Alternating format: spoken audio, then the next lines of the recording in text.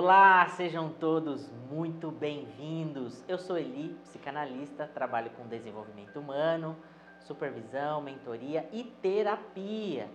Hoje nós vamos conversar sobre autoestima. Não é à toa que eu vim bem vestido, porque hoje eu estou com a autoestima no nível certo.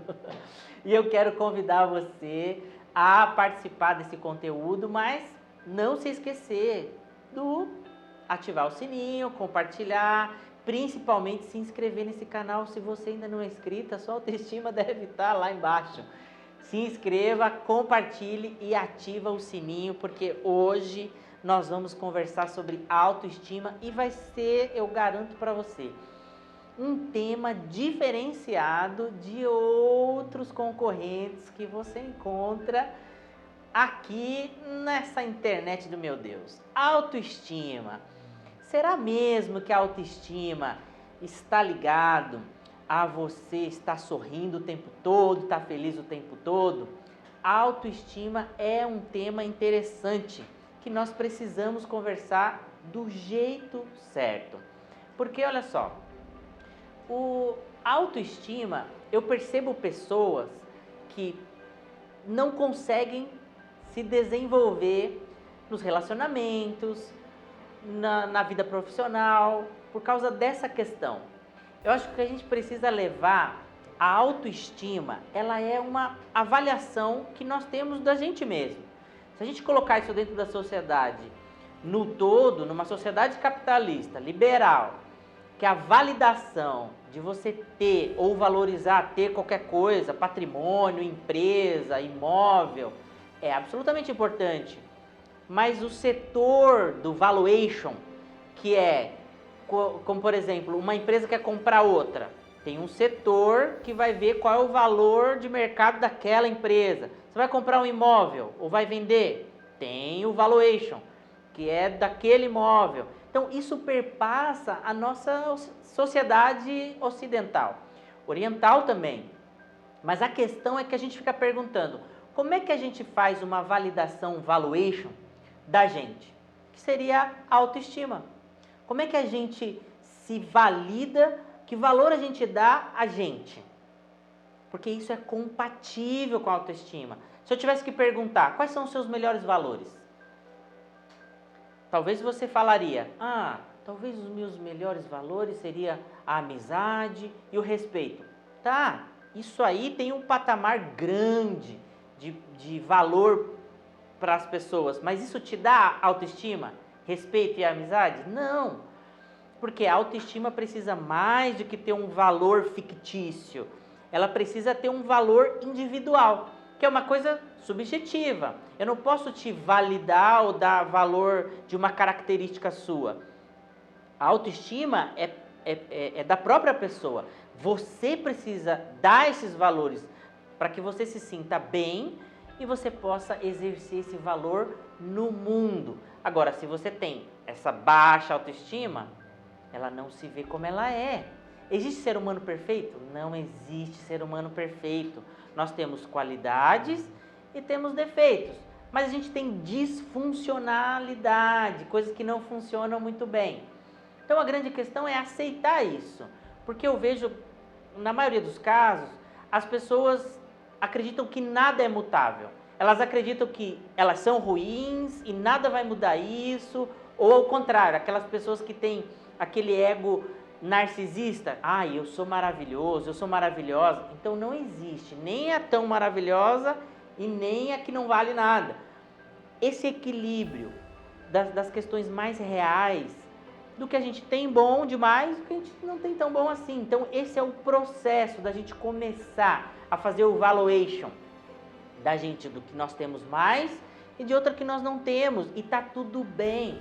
Porque quando você começa a olhar a amizade que depende do outro, é uma questão de valor, mas o que essa pessoa tem na sua essência de sentimento e o que esse outro tem de talentos essenciais. Por exemplo, uma criança, ela nasce, é muito comum, elas nascem com talentos, com facilidade de tocar instrumentos ou de desenhar. você começa a observar que os pais, quando não incentivam esse caminho, a criança começa a ser bloqueada, porque o menino faz futebol, a menina faz balé, porque você quer incentivar essa criança em outras coisas, sendo que ela podia se manifestar de outra forma, porque o talento não é uma modinha. A essência vem com a pessoa, não é modinha. Uma vez eu atendi um paciente que ele tinha um talento fabuloso para desenho, mas ele não se relacionava em nada, ele não olhava no olho.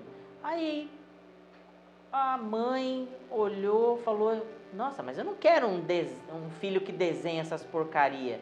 Eu não quero um filho que fique desenhando. Eu gostaria muito que ele se relacionasse com as pessoas. Eu falei: mas por quê? Não, foi algo impressionante, porque se a gente trabalhar bastante esse lado dele, de sociabilizar, ele vai se sociabilizar, vai ser importante, mas o talento precisa ser investido. Eu lembro que o menino investiu muito nesse contato, porque ele começou a se sociabilizar mais e desenhar menos. Deixou de ser genial nos desenhos e passou a sociabilizar mais. Aí você começa a ver, aonde que era o mais importante? Era para investir nos desenhos ou era para só se relacionar com as pessoas? Porque ele deixou de desenhar para ser feliz ou para se relacionar? Alguém, será que perguntou para essa criança, será que ele está feliz? Você está vendo? Então a gente precisa partir do princípio que não existe um cérebro perfeito, que a pessoa é bom em tudo. A gente consegue identificar desde muito cedo que a maneira, o dom que as pessoas têm, ela tem um funcionamento. Porque quando a criança escreve bem, ela sente orgulho do que ela escreve. Quando ela desenha bem, ela tem orgulho do que ela faz. Então, essa autoestima vem sempre falar: eu gosto de fazer isso, eu quero fazer isso. Então, em cima dos nossos talentos, em cima da nossa índole, existe uma construção sólida. Senão, a gente constrói algo em cima de areia. Pessoas inquietas, especialmente as que têm TDAH, elas sofrem um pouquinho com essa questão de baixa autoestima. Então, quando a gente olha para isso, o talento que vai crescendo é um grande diferencial desse TDAH, porque a sociedade em si, a escola, todo o processo dessa criança precisa ser igual de todos os outros. Não necessariamente, porque cada um tem o seu jeito de funcionar. Essa criança, ela se sente inadequado, ela se sente indiferente, entendeu? E o TDAH tem muita criatividade. Todos têm muita criatividade. Mas aí você começa a ver, o professor de português vai olhar e falar: nossa, mas só tira vermelho em português. Como é que pode? Essa pessoa é burra. Não, pode ser uma criança extremamente gênia, criatividade, porque tem muitas ideias, mas não tinha noção de como executar, porque não é uma pessoa executadora, é uma pessoa que é do mundo da criação, não é do mundo da execução. Aí quando você pega uma criança dessa e começa a falar: escreva como é que você fala. Ela vai desenhar, ela vai fazer do jeito que ela entendeu, porque ela vai começar a se conectar com aquilo que ela está criando diante dos olhos. Se você pegar uma criança que está fazendo uma casinha e aí você fala: faça essa casinha do jeito que você quiser. Ela vai pintar do jeito dela, ela vai fazer um teatro, ela vai colocar bonequinhos, ela vai criar. Mas se você falar assim: olha, você precisa pintar de azul, o telhado tem que ser dessa cor, as paredes dessa cor, o que você está fazendo? Você está limitando a criação de uma criança que tem de melhor criar. Se tudo que ela tem, criar, não atrapalhe. Se você não puder ajudar, não atrapalhe. Questão de talento e dons, eu sempre falo isso. Não atrapalhe. Porque tudo tem a ver com autoestima ligado à criação. Aquilo que as pessoas criam com elas, na execução que está diante dos olhos, ela sente mais orgulho, mesmo que aquilo seja tudo errado, nos padrões, mesmo que aquilo possa ser mal visto, ninguém me elogiou, mas quem criou vai ter um outro tipo de caminho neural para olhar para aquilo e ela não vai se preocupar tanto com o que os outros estão dizendo, que é o que acontece muito na vida profissional. Porque se a gente olha para esse ambiente, nessa vida adulta, que a vida inteira foi jogada para baixo, a gente precisa olhar essa conexão de essência. Como é que ela construiu a vida dela até aqui? Porque ela não tinha noção de inadequação, ela não tinha essa visão depreciativa de trazer essa criança que agora é um adulto, falar, agora eu sobrevivi, agora eu estou precisando ser feliz. Como é que eu faço isso? É fazer esse adulto olhar para a sua vida na infância, como é que ela criava? Porque ela tinha uma criação. Eu me lembro que na minha casa tinha uma máquina de escrever e eu gostava muito de brincar na máquina de escrever sem papel nenhum. E aí meu pai dizia, olha, você precisa colocar um papel, senão vai estragar e tal. E eu não sabia o que eu estava fazendo, mas eu estava numa fase de descoberta.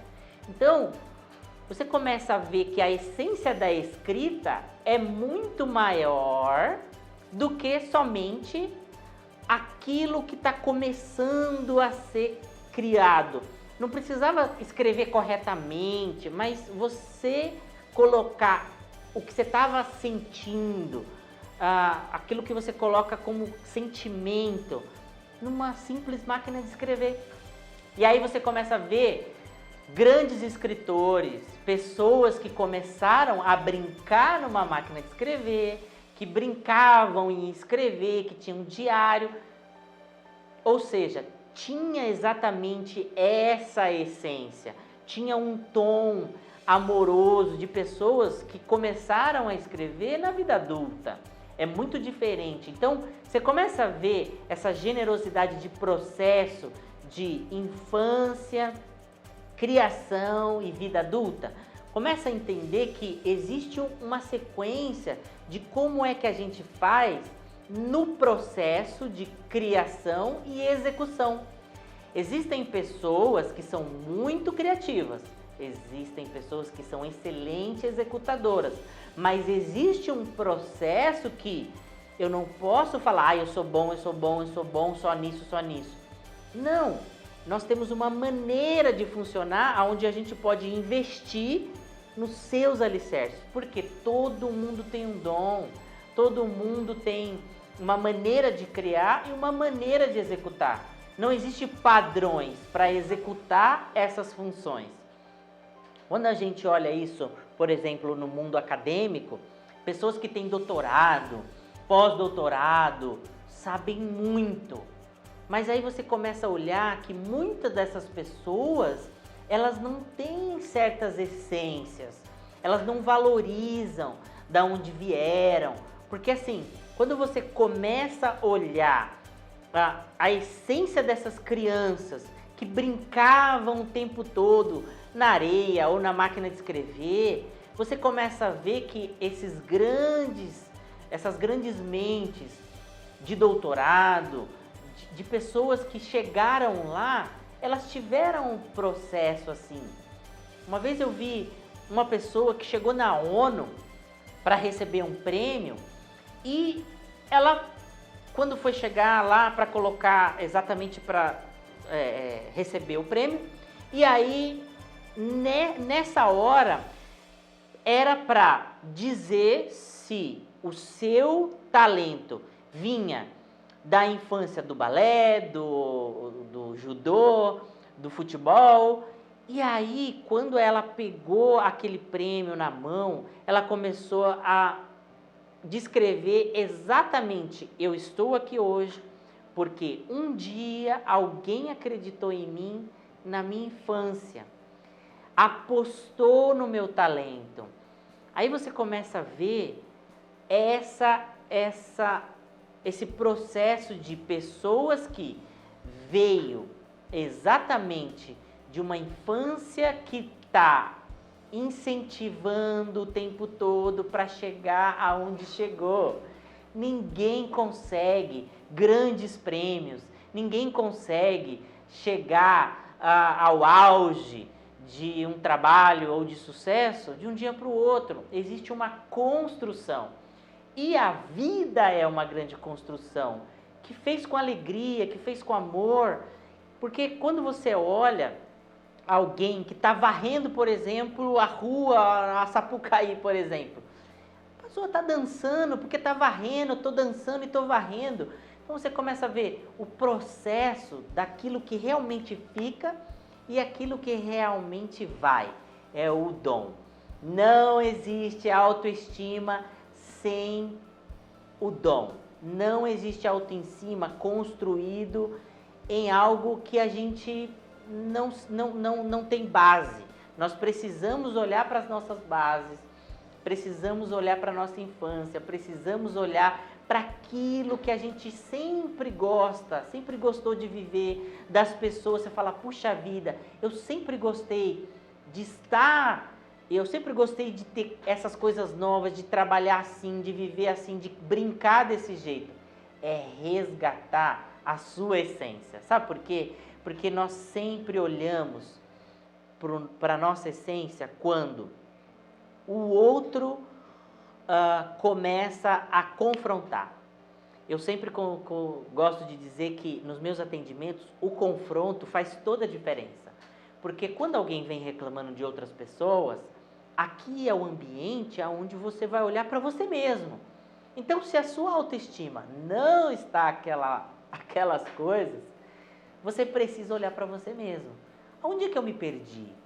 Onde é que eu deixei que o outro me manipulasse desse jeito ou fizesse com que eu me apresentasse de forma que eu não me vejo mais? Quantas pessoas nos atendimentos não estão com autoestima porque não se reconhecem mais no espelho? Eu pergunto para ela, você já se olhou no espelho hoje? Ah, nem gosto de me olhar no espelho. Olha isso, de tão perdido que está, de tão longe que foi. Eu não quero mais me olhar no espelho porque eu não reconheço mais quem está no espelho. Quando a gente escuta isso, é muito triste, porque a autoestima foi deixada para trás, outras coisas foram colocadas na frente e a gente precisa olhar com um binóculo, um óculos muito mais verdadeiro e assertivo.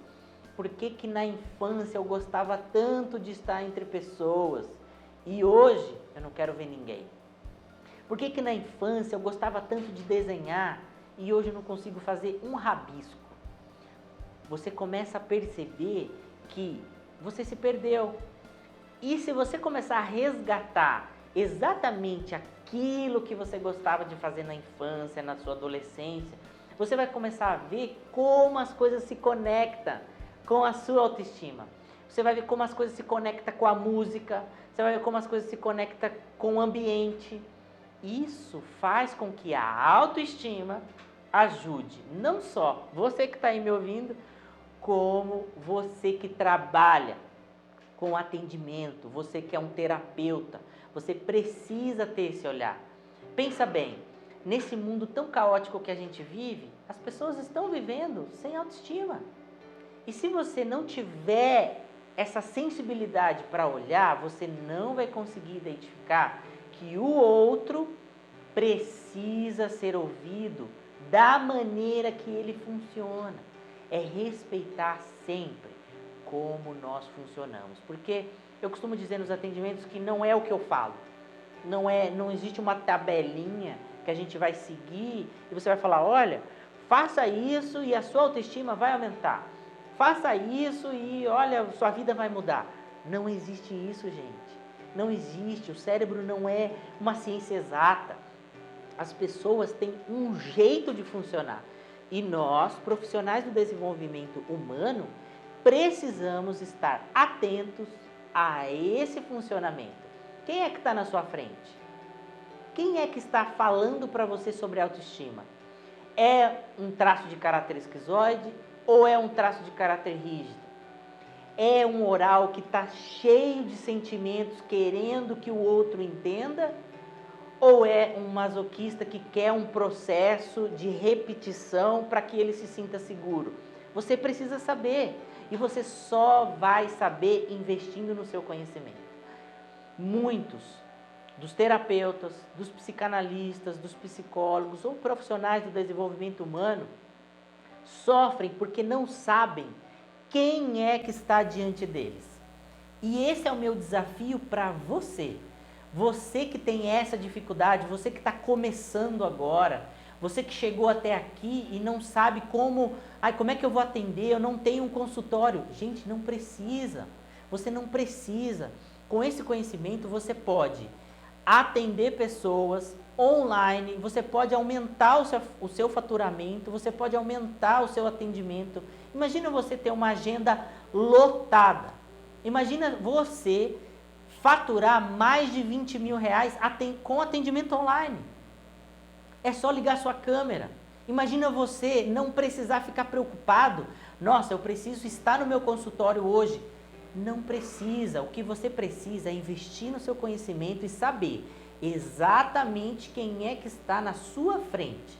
Exatamente ajudar nos seus atendimentos ou, principalmente, somar com os atendimentos que você já tem. Porque mesmo que você já tenha um consultório, mesmo que você já tenha aí diante de você pessoas que você atende, mas você não está feliz porque a sua agenda não é cheia, você fica triste, ninguém indica você. Sabe por quê? Porque o resultado não está sendo efetivo. As pessoas só vão indicar você quando elas forem exatamente testadas na prática. Elas só terão efetividade na prática do atendimento que elas passaram por você e falar: nossa, isso funciona, eu vou indicar o meu terapeuta, eu vou indicar o meu psicanalista, eu vou indicar a minha psicóloga. Por quê? Funcionou com elas testaram na prática, no trabalho, na sociedade, no filho, no marido, na esposa. Elas sentiram, elas experimentaram isso. Então, fatalmente, elas vão indicar o seu trabalho, elas vão indicar o seu serviço. Para isso, você precisa de conhecimento. Aumentar a sua agenda, eu ajudo você facilmente a colocar e a lotar pessoas para você atender. Hoje eu estou com fila de espera na minha agenda, por quê? Não é porque eu quero, é porque a assertividade de saber quem está na minha frente e respeitar quem é que está diante de você. Isso faz com que a autoestima do outro vá para um outro patamar e, claro, a vida do psicanalista também vira uma autoestima maravilhosa, porque fila de espera é maravilhoso para a vida do terapeuta, para a vida do psicanalista, para a vida de quem está atendendo e ajudando pessoas. Nosso maior combustível é ajudar as pessoas. Nosso maior combustível é ver as outras pessoas resolvendo os problemas delas e voando. Eu fico tão feliz quando eu vejo pessoas acontecendo e voando que não tem tempo mais para nada. E eu falo, puxa vida, como é bom ver as pessoas que diante de você estavam querendo se matar, tomando remédio, e hoje não faz mais nada disso e não tem nem tempo para vir tomar um café aqui comigo. Eu sei, vocês estão aí, ó, voando, e eu fico feliz por isso. Por quê? Tem resultado, gente. Quando tem resultado, as pessoas vão indicar você, mas isso só vai acontecer se você investir no seu conhecimento, se você, psicanalista, profissional do desenvolvimento humano, psicólogo, terapeuta, se você parar para olhar e investir nesse conhecimento de saber quem é que está na minha frente, saber quem é que está diante de você. A sua agenda certamente será lotada, a sua agenda certamente terá uma grande disputa, pessoas vão indicar você e você pode fazer um faturamento muito maior do que esse que você imaginou. Pode faturar só no online 20 mil reais, por exemplo. Isso vai te ajudar muito só na sua agenda e nos seus atendimentos. Autoestima vem exatamente de respeitar como o outro funciona. Respeite isso em você, respeite isso no seu cliente, no seu paciente, respeite isso nas pessoas. Ninguém é igual a ninguém. O cérebro humano não é uma ciência exata e nós estamos aqui para ajudar com autoestima e autoconhecimento, que é a pauta dos nossos dias atualmente. Foi um prazer estar aqui. Eu quero agradecer você que ficou até o final. Você que está preocupado com isso, de atender melhor o seu cliente. Você que ficou até aqui, não esqueçam de se inscrever nesse canal, não se esqueça de compartilhar o sininho assim que você receber notificações de conteúdos novos. Foi um prazer. Eu sou Eli e eu quero agradecer a todos que estiveram aqui. Super abração, nos vemos nos próximos vídeos com outros temas.